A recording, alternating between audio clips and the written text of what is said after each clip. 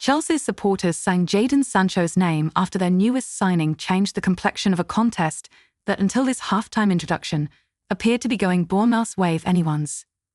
Enzo Maresca's men had looked as united as their boardroom. There were teammates bickering amongst one another, 50-50 surrendered, balls lost, their intensity levels nowhere near that of Andoni Iraola's side.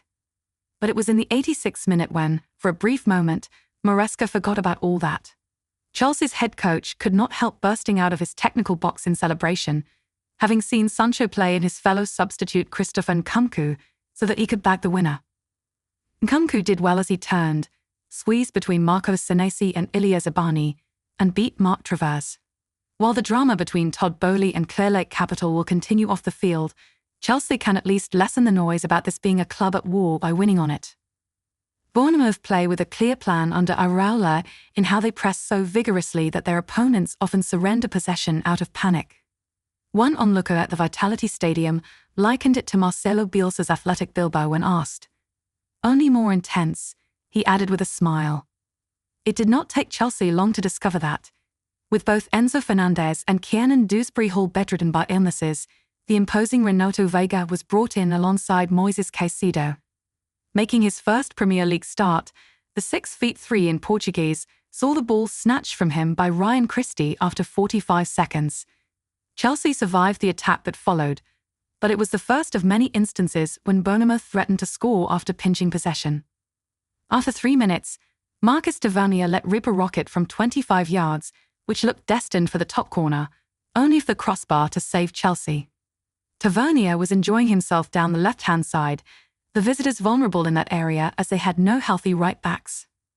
Malo Gusto joined Reece James on the injured list over the international break, and rather than turn to Josh Akimpong, their academy's highly promising 18-year-old, Maresca opted for a centre-back in Axel Disasi. It was a big ask of him, and frankly he made himself look like such a weak link in the opening half-hour that Anne Robinson may as well have been winking at him.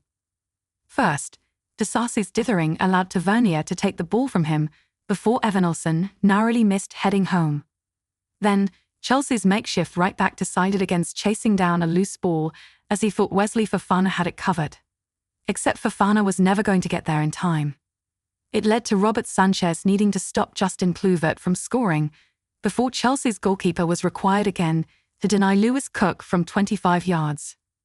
Finally, after 33 minutes, there was a chance for Chelsea when Levi Colwill was allowed to charge forward unopposed before setting up Nicholas Jackson. The striker, having last week extended his contract until 2033, blasted the ball straight at Mark Travers, who was standing in for Kepa Arrizabalaga, the goalkeeper on loan at Bournemouth from Chelsea. In the 37th minute, Bournemouth were awarded a penalty when Fofana tried to pass the ball back to Sanchez. It was criminally short as Evanilson lifted it over Chelsea's goalkeeper, who could only wipe him out.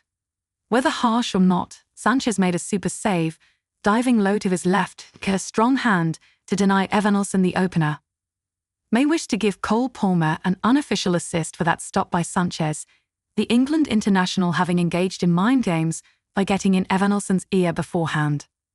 Maresca knew something had to change, and at half-time, he introduced Sancho.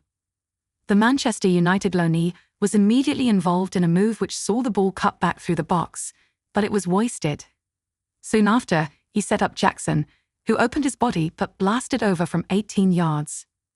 Sanchez did well to stop Kluivert in the 52nd minute after he cut inside and nearly found the bottom corner, while Antoine Semenyo curled narrowly over after a nicely worked free kick routine. Bournemouth sensed the win was there for the taking as Ryan Christie kissed the post. After an hour, Disasi's time was up as Tosin Adarabioyo replaced him, while Joao Felix came on for Noni Magic. In the 66th minute, Palmer was livid with Jackson when instead of teeing him up, he took aim, with Marco Senesi making the block. The Bournemouth supporters' favourite song became "What a Waste of Money" whenever a mistake was made by a Chelsea player. But the visitors were beginning to get further forward as we entered the final 20 minutes, Sancho showing his creativity on the left. It was from that area that he passed in Nkunku, who then did the rest by breaking through to score. Thank you for watching. Don't forget to subscribe for more news updates. Hit subscribe for latest news.